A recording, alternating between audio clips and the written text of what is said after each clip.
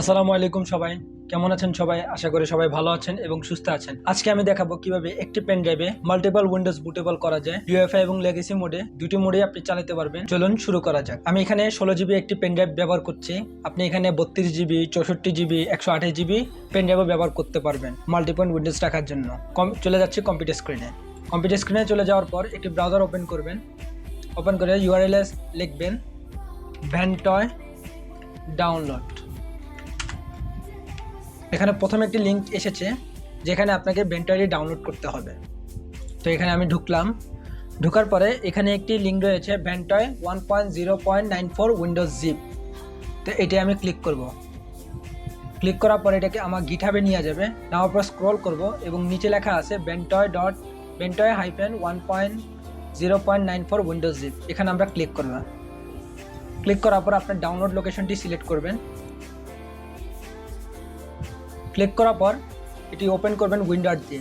Winder দিয়ে open করার পর এটি এক্সট্রাক্ট করে নেবেন আপনার লোকেশনে। তো আমি এটা ডেস্কটপে এক্সট্রাক্ট করলাম।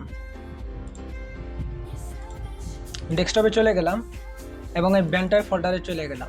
আমরা যে 16 জিবি পেন ড্রাইভটি দেখাচ্ছিলাম, এই পেন ড্রাইভটা আমরা কম্পিউটারে ইনসার্ট করব।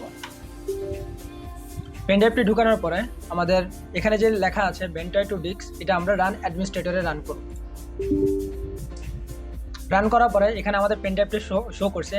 আমি ব্যবহার করেছি 16 জিবি ট্রান্সেন্ড একটি পেন ড্রাইভ ইউএসবি 3.0। আপনার এখানে যে পেন ড্রাইভটা আসবে এখানে ওইটা শো করবে।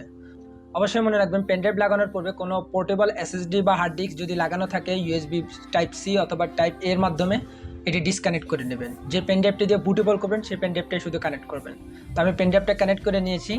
এখানে আমার পেন ড্রাইভটা শো করছে। আমি এখানে লেখা আছে ইনস্টল, এই ইনস্টল বাটনে ক্লিক করব।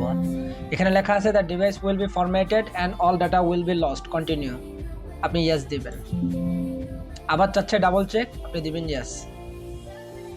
ফিউ সেকেন্ড ওয়েট করবেন, এটা প্রসেস হতে ফিউ সেকেন্ড সময় লাগবে।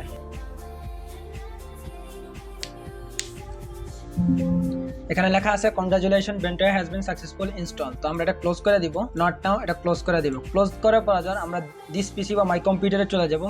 এখানে আমরা একটা পার্টিশন দেখতেছি ভেন্টয়। এখানে আপনি আপনার উইন্ডোজের আইএসও ফাইলগুলো কপি করবেন।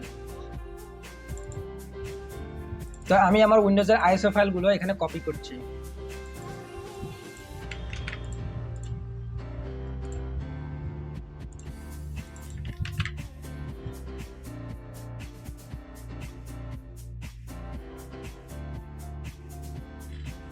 আমরা দেখতে পাচ্ছি যে আমাদের এই দুইটা আইএসও ফাইল কপি হয়েছে। আমি এখানে একটা দিয়েছি উইন্ডোজ 7 সার্ভিস প্যাক 1 64X, আর এটা দিয়েছি উইন্ডোজ 10 উইন্ডোজ 11 লাইট 64 পেন। তো আমরা এটা ক্লোজ করে দিব। ক্লোজ করে আমি আমার পিসিটাকে বায়োস মোডে নিয়ে যাব। দেখাবো যে আসলে কিভাবে এটা আপনারা ইনস্টল করবেন। এটি রিস্টার্ট করব।